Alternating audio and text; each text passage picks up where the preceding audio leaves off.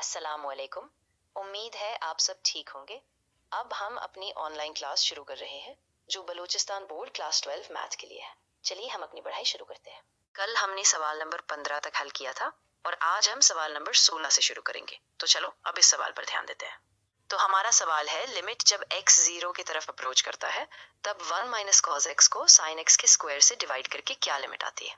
हम इसे हल करके देखेंगे कि ये लिमिट कितना आता है। हम यही आइडेंटिटीज इस्तेमाल करेंगे। तो 1 माइनस कॉस एक्स बराबर होता है 2 साइन स्क्वायर एक्स ओवर 2 और इसी तरह साइन स्क्वायर एक्स बराबर होता है 4 sine square x over 2 cos square x over 2। अब इन सब कुछ जगह पर रखकर हम लिमिट को फिर से सॉल्व करेंगे। तो हमारे पास एक्सप्रेशन आया है 2 multiply sine square x over 2 को 4 multiply sine square x over 2 और कॉस स्क्वायर एक्स ओवर 2 से डिवाइड किया गया। अब हम कैंसिलेशन करेंगे, 2 और 4 कैंसिल हो जाएंगे यानी 2 से 2 कट जाएगा। साइन स्क्वायर एक्स ओवर 2 ऊपर और नीचे दोनों में है तो वो भी कैंसिल हो जाएगा। इसके बाद हमारे पास बचेगा 1 divided by 2 cos square x over 2। जैसा कि सवाल में बताया गया है, जब x 0 के पास जाता है तो x ओवर 2 भी 0 के पास जाता है। अब cos x ओवर 2 एक कॉन्टिन्यूअस फंक्शन है और जब उसका एंगल 0 होता है तो cos 0 बराबर 1 होता है, इसीलिए cos x ओवर 2 भी 1 के पास अप्रोच करता है। कहा जैसे कि हमें पता है कि cos x ओवर 2 1 के पास जाता है, तो जब हम उसका स्क्वायर लेते हैं तो वो भी 1 हो जाता है। इसीलिए जब हमने लिमिट लगाई तो हमारे पास सिर्फ 1/2 बचा और यही हमारा फाइनल आंसर है। अच्छा, चलिए अब हम सवाल नंबर 17 शुरू करते हैं। तो सवाल है कि हमें लिमिट निकालनी है जब x अप्रोच करता है 0 की तरफ और हमारे पास एक्सप्रेशन है tangent 5x divided by sin 3x। हम tangent 5x को sin 5x divided by cos 5x लिखेंगे। इस तरह हमारा एक्सप्रेशन बन जाएगा sin 5x divided by cos 5x और फिर हम इसे sin 3x के साथ डिवाइड करेंगे।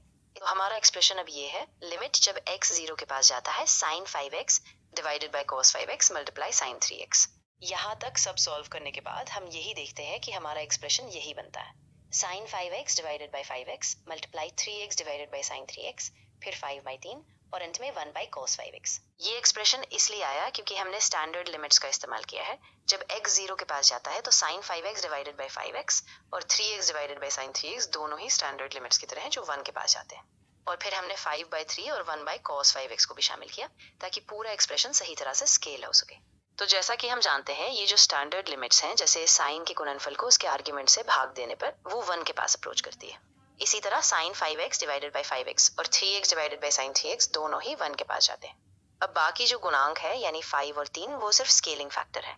तो कुल मिलाकर जब सब लिमिट्स 1 हो जाएंगी तो सिर्फ यही अनुपात बचेगा यानी 5/3। यही कारण है कि हमारा आंसर आता है 5/3। ऑलराइट स्टूडेंट्स, ये था हमारा आज का लेसन। मुझे उम्मीद है कि आपको सब कुछ क्लियर हो गया होगा और आपने अच्छी प्रैक्टिस की होगी। अगर आपको कोई भी सवाल है या कोई पॉइंट समझ नहीं आया तो ज़रूर कमेंट्स में पूछिए।